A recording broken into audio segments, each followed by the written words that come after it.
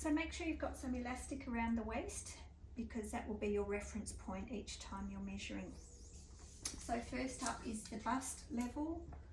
So around the fullest part of the bust, making sure that the tape measure stays horizontal to the floor. And a nice firm measurement like so. Next one is the waist, so where that elastic is sitting, and this should be the narrowest part of the body. So again, a nice firm measurement, just one finger under the tape measure. And the hip level. So hip level is the widest part of bust. So you may need to bend down so that you're at hip level, and making sure your tape measure is again parallel to the floor, and you're looking at that widest level through here. While you're here at this point, just pop a little pin at that level so that we know the distance from the waist. High hip is 10 centimeters below the elastic waist. So find a little guide point. This measurement incorporates the hip bone and also the tummy. So again, make sure it's parallel to the floor. Waist to hip, you're looking at the elastic measurement down to that pin mark on the side seam. High shoulder to waist in the front.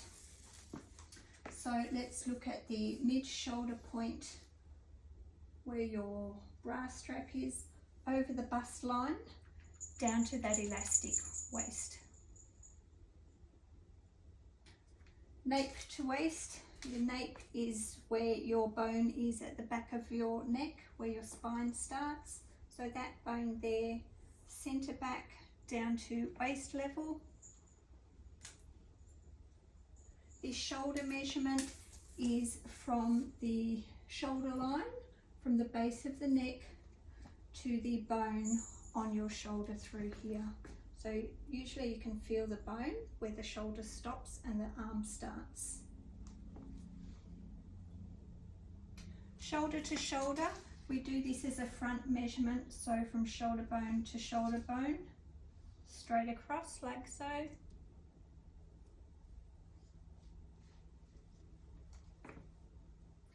Across chest, 10 centimeters down from that shoulder. So approximately 10 centimeters down, it's really where the crease of your arm is. We're measuring straight across through there. So from crease to crease. The across back measurement, which is the same sort of thing. So it's usually about 10 centimeters down from the shoulder, from the top of the crease to the top of the crease.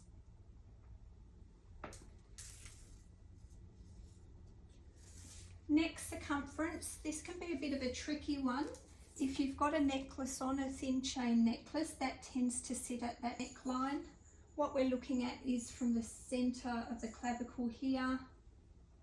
Just take that tape measure around the base of the neck to that nape measurement, and then double that, and that will give you the full neck measurement. Center front length, so from the clavicle down to the center front, taking that straight down. Mid shoulder to bust point, so again from that mid shoulder level to your bust point. Bust point separation, this one is going from bust point to bust point straight across. Shoulder to elbow, so just arms slightly bent, and from that shoulder bone there down to elbow. And then while you've got that arm slightly bent, carry that measurement down to the bone at your wrist. Through there. Bicep, so we're looking at the widest part of the arm. Now it might be if you're right-handed and you play a lot of sport, your right arm might be a little bigger than the left arm, or vice versa. Often I find I'll check both measurements because sometimes there's 1 or 2 centimetres difference, and we're looking at that widest part of the arm through here.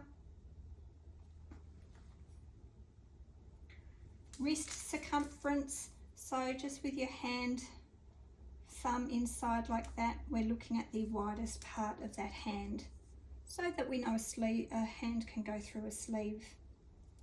So the widest part like so. That was a hand circumference. Let's do the wrist circumference. So at that wrist level, like so. Waist to the knee. So going straight down the front of the body from that waist measurement, and we're looking at just the middle of the kneecap to get that measurement through there, and then waist to floor, you'll take that measurement right down to the floor. And if you want one as well, a waist to ankle measurement, which will be the ankle bone, but either the ankle bone or floor, make sure you make a note of which one it is. And that's your basic set of measurements.